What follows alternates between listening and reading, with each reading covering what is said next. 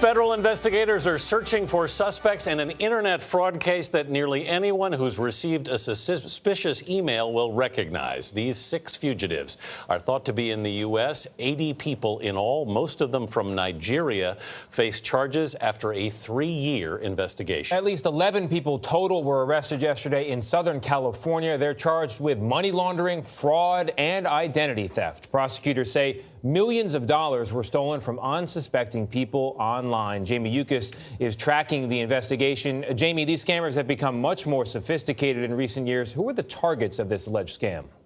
Well, prosecutors say the defendants preyed on everyone, from people looking for romance to businesses and the elderly. The investigation began in 2016 with a single bank account and 1 victim. It grew to include dozens of victims in the U.S. and around the world, some who lost hundreds of thousands of dollars. The common thread is that all of these schemes involve the internet to defraud victims. Federal authorities took 11 defendants into custody near Los Angeles Thursday as part of what they say is a highly sophisticated crime ring. According to a 252-count indictment, 80 defendants are accused of hacking email accounts to convince businesses and individuals to make bogus payments. The suspects would then funnel that money to Nigeria.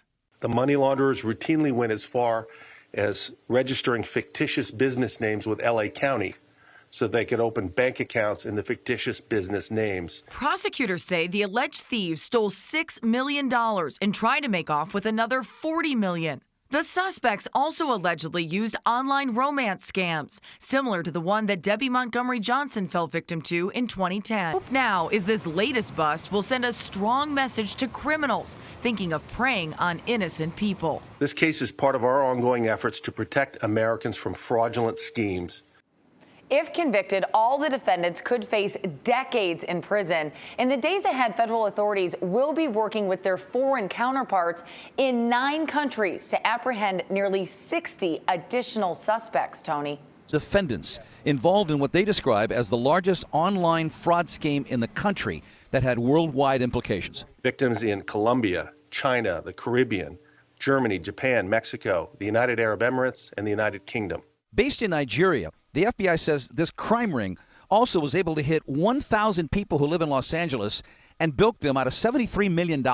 And just how fast is this crime growing? In the first 7 months of this year, the FBI's Internet Crime Complaint Center received nearly 14,000 complaints from victims. And according to the 145-page indictment, these are the targets: big corporations, small corporations, mom and pop stores, charity groups, church groups, even lawyers and realtors. BEC scammers used hacked email accounts to convince businesses or individuals to make payments that were either completely bogus or that should have been otherwise paid to legitimate companies. The FBI said this was done in 4 steps.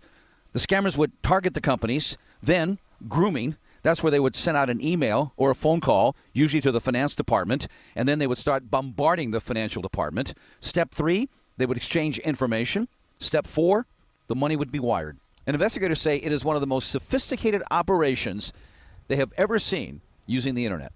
The scammers employ social engineering tactics, spoof websites, or conduct computer intrusions to fraudulently transfer funds. For the individuals who were caught up in this scam, the FBI has a special name, calling them romance victims, people who were looking for companionship, maybe even love, as they were wiring their money to the scammers. In some cases, the victims in this case thought they were communicating with U.S. servicemen stationed overseas, when in fact they were emailing with con men. Who left them with a broken heart and an empty bank account. From downtown Los Angeles, Dave Lopez, CBS 2 News.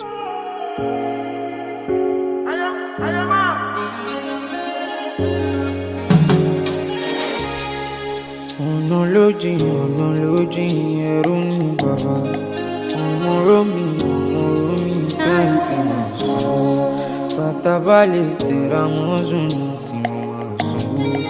Omoromi no give up my body. Turati shade, turati laleya, turati shade. Jello jumi my body.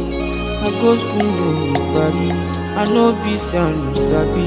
Oh, lo mi shojoro.